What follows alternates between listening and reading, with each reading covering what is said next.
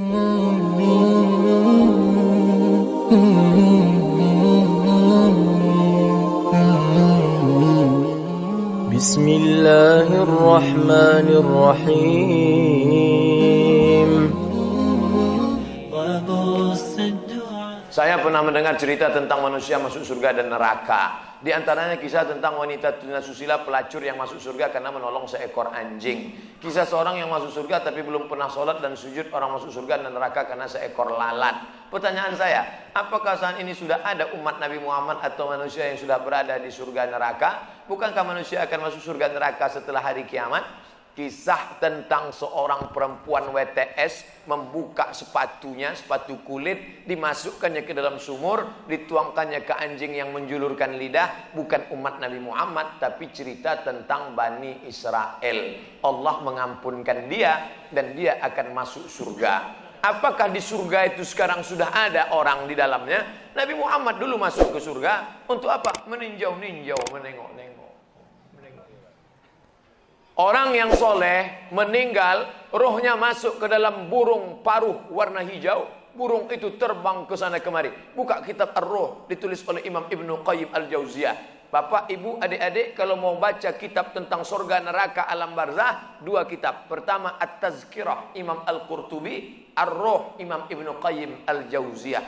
Ada orang-orang dibawa singgah ke surga jalan-jalan. Ini pemukiman, real estate, rumah mewah. Nanti akan ditempati 1 Januari 2018. Tapi sebelum itu orang boleh jalan-jalan, nengok, survei-survei dulu. Makanya orang mati syahid wajahnya senyum. Kenapa orang mati syahid wajah senyum? Karena sebelum nyawanya keluar, malaikat sudah mengepakkan sayapnya. Di situ nampaknya kau akan mati, kau tinggal di lorong blok C nomor 15. Senyum dia. Nah, ini kita sekarang jangankan tempat surga, parkir pun payah. Apa hukumnya jika saya sholat sambil menutup mata agar sholat saya menjadi lebih khusyuk? Apakah ini tak boleh Pak Ustadz? Sebab dulu saya pernah tanya hal ini pada dosen agama, katanya ini tak boleh karena dianggap tak sopan pada Allah. Sementara jika mata saya terbuka, saya sulit untuk khusyuk. Adakah solusi untuk saya Pak Ustadz? Thanks. Ada gambar senyum. Titik 2. Sekarang saya mau menunjukkan beberapa riwayat sahabat Nabi itu sholatnya pejam mata atau buka mata. Jangan jawab. Nabi jadi imam, sahabat di belakang. Ketika sedang sholat, Nabi buka selopnya, sendalnya. Waktu itu Masjid Nabawi pasir. Nabi buka selopnya, semua sahabat yang ada di belakang membuka selop. Kira-kira sahabat di belakang pejam mata atau buka mata? Buka, karena kalau pejam mana dia tahu. Uqtulul aswadaini fi shalah, bunuhlah dua yang hitam ketika kau sedang sholat. Allahu Akbar. Lewat dua yang hitam. Apa yang hitam itu? Kalajengking dengan ular. Bunuh.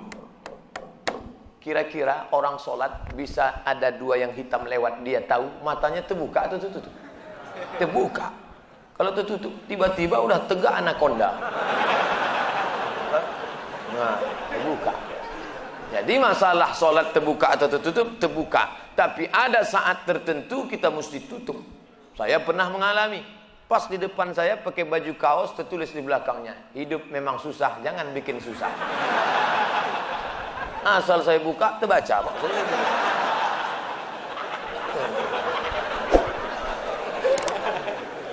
Jangan sholat ke masjid pakai baju bergambar-gambar, bertulis-tulis, pakai baju polos. Gambar. Sudahlah hari Jumat, besok terlambat datang, datang ke tengah, tulis di belakang. Emang masalah buat lo? Ini. Kita bukan cerita sah tak sah, tapi efek pengaruhnya terhadap ibadah.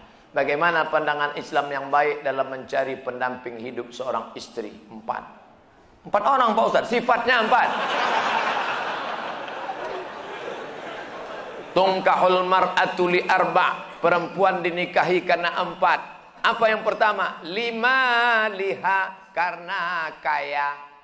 Kenapa kau nikahi dia? Gimana lah Pak Ustaz, ku tengok cincinnya 3 biji. Kaya. Tak salah. wali hasabiha. Kenapa kau nikahi dia? Keturunan Pak Ustaz, darah biru. Payah kemarin waktu cari donor darah biru dah. Yang ketiga, wali jamaliha, karena cantiknya, rambutnya bak mayang terurai, pipinya bak pauh dilayang, alisnya bak semut beriring, bibirnya bak delima merekah. So sweet. Wali diniha, karena agamanya, fazfar bidzatiddin, pandangkan agamanya. Kau nikahi karena sukunya. Berapa banyak orang melanggar pantangan suku, dipecat dari suku. Kau nikahi dia karena kayanya, hartanya hilang melayang, kau tak suka lagi. Kau nikahi karena bentuk rupa, perempuan bagaikan bunga, kuntum mekar, setelah itu layu, semuanya layu, dia akan berubah. Nikahilah karena agamanya. Ustadz Somad, ya, saya mahasiswa Ustadz dulu, ya. Bisa, saya udah tamat kuliah Pak Ustadz, mantap. Udah kerja Pak Ustadz, alhamdulillah. Belum nikah Pak Ustadz, nauzubillah. Bisa Ustadz carikan yang ada 4-4-nya Pak Ustadz. Kalau ada 4-4-nya ngapain untuk ente? Man talaba akhan bila aibin baqiya bila akhin. Siapa mencari kawan yang tak bercacat, seumur hidup tak akan berkawan. Menikah bukan mencari kesempurnaan, menikah menutupi segala kekurangan. Semenit setelah akad, mulailah kau nampak segala kekurangannya. Kurang cantik, kurang tinggi, kurang putih, kurang mancung, kurang. Maka setelah nikah, kau tutupilah segala kekurangannya. Setelah dapat, inilah dunia akhirat Pak Ustaz. Jangan lagi matamu liar kemana-mana. Kalau laki-laki sudah menikah, nampaknya perempuan cantik di jalan, pulanglah ke rumah. Apa yang ada pada perempuan di jalan itu, ada juga di rumah. Walaupun bentuknya agak lain sedikit. Bagaimana Ustadz menjaga kesehatan begitu jadwal padat? Tadi masuk WA ke sahabat kita, apa kata dia? Kalaulah Ustadz Somad itu made in Jepang, sudah lama rontok. Lalu apa yang Ustadz minum, apa yang Ustadz makan? Semuanya doa jamaah. Cobalah tengok di YouTube, di Twitter, di Facebook, di BBM, doa jamaah. Amin, amin, amin, amin, amin. Semoga Ustaz sehat, semoga Ustaz istiqamah, semoga doa menumpang tuah pada doa, mulut-mulut, tangan-tangan yang soleh. Mudah-mudahan kita bersatu dalam kebaikan insyaallah. Berapa takbir Idul Fitri Pak Ustaz? Berapa hari? Dari mulai tenggelam matahari sore, petang, malam takbir, sampai sore tanggal 13. 10, 11, 12, 13. Allahu Akbar, Allahu Akbar, Allahu Akbar. La ilaha illallah, wallahu akbar. Allahu Akbar, walillahil hamd. Sampai jam 2 malam suara tak serak-serak.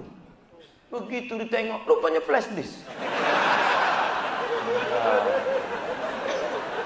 Janganlah flash disk, orang lah. Ini banyak nanti flash disk ini masuk surga. CD masuk surga, flash disk masuk surga. Dilatihlah anak-anak muda kita. Latih anak-anak muda. Nih, takbir bukan cuma di masjid. Selama 4 hari itu takbir. Anak-anak, ibu-ibu di rumah sambil masak opor, masak rendang, masak gulai kambing. Allahu Akbar, Allahu Akbar. La ilaha illallah. Garamnya kurang.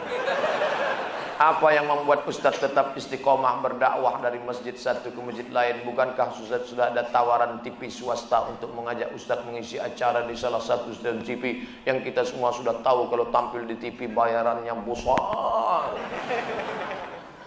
Dia mau saya harus ganteng. Masuk TV itu 2, ganteng betul atau buruk betul. Saya pula kan tidak pala buruk, tapi ganteng pun tidak juga. Pakaian itu harus begini, harus begitu, itu yang tak bisa. Tapi yang paling berat ini jadwal. Jadwal harus gini. Saya tak bisa jadwal. Saya sudah penuh sampai 2018 Idul Fitri. Saya sudah. Nanti setelah itu barulah kita masuk ke TV-TV. Kok muat? Apakah memang ada hadis yang mengatakan tidak kujamin umatku 14 abad akan datang? Seandainya di sini memang ada, apa yang tidak dijamin? Syafaatnya atau ibadahnya? Mohon pencerahan. Tak ada. Nabi jangan berkecil hati hidup zaman sekarang. Apa kata Nabi sallallahu alaihi wasallam? Al ibadatu fil haraji kahijratin ilayya. Siapa yang tetap istiqamah beribadah padahal waktu itu banyak fitnah-fitnah, sama macam berhijrah bersama Nabi Muhammad sallallahu alaihi wasallam. Jadi jangan mengutuk nasib. Mengapa aku hidup di abad sekarang ini? Kenapa tak hidup zaman Abu Bakar, Umar, Utsman, Ali? Kalau mental model ini, hidup zaman dulu pun jadi Abu Jahal, Abu Lahab. Jangan berduka. Anak-anak muda, kalian yang banyak godaan, justru hebat. Ini anak-anak muda yang datang malam ini luar biasa. Tadi udah ada yang ngajak ke karaoke, ada yang ngajak ke night club, ada yang ngajak main gaple, ada yang ngajak dangdut. Dia tolak itu semua. Maka sama macam hijrah bersama Nabi Muhammad SAW. Tuh, bro, kita gimana karaoke malam ini? Tidak, aku mau ngaji ke sana. Ada Ustaz Somad datang. Itu. Setelah, jadi gimana? Pulang dari sana kita.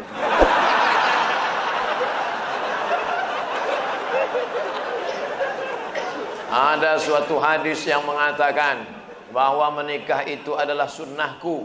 Barang siapa yang tak mengikut sunnahku maka dia bukan umatku. Bagaimana dengan Imam Syafi'i? Karena dalam buku autobiografi Imam Syafi'i mengatakan beliau tak nikah. Imam Syafi'i menikah. Dari mana Ustaz tahu Imam Syafi'i menikah? Bacalah biografinya. Yang tak menikah itu Imam Nawawi. Betul, ada imam dalam mazhab Syafi'i, Imam Nawawi. Imam Nawawi tak menikah. Imam Ibnu Taimiyah tak menikah. Sayyid Qutb penulis fi Zilalil Quran tak menikah. Syekh Abdul Fattah Abu Ghuddah menulis satu kitab judulnya Al-Ulama Al-Uzzab Alladzina Atharul Ilma Ala Zawaj. Biografi ulama-ulama yang tak menikah sampai mati karena lebih memilih ilmu daripada nikah. Kenapa Ibnu Taimiyah tak menikah? Kalau Ibnu Taimiyah menikah, istrinya itu pasti tetap tinggal karena dia lebih lama di penjara daripada di luar penjara. Sayyid Qutb digantung 1966, mati dalam keadaan ditulisnya tafsir itu di penjara. Maka mereka itu memikirkan mudaratnya lebih besar. Tapi kalian yang muda sekarang jangan kalian ikut ini. Zaman Imam Nawawi dulu dia tak menikah. Perempuan zaman itu biji matanya aja yang nampak. Godaan tak kuat. Zaman sekarang perempuan biji matanya tertutup, yang lain terbuka. Jangan, jadi berubah zaman. Jangan kan aku mau ikut Imam Nawawi aja. Tak bisa, lain. Tak bisa. Godaan luar biasa. Ini saya mau pulang nih, godaan yang paling terberat nanti jumpa pramugari lah.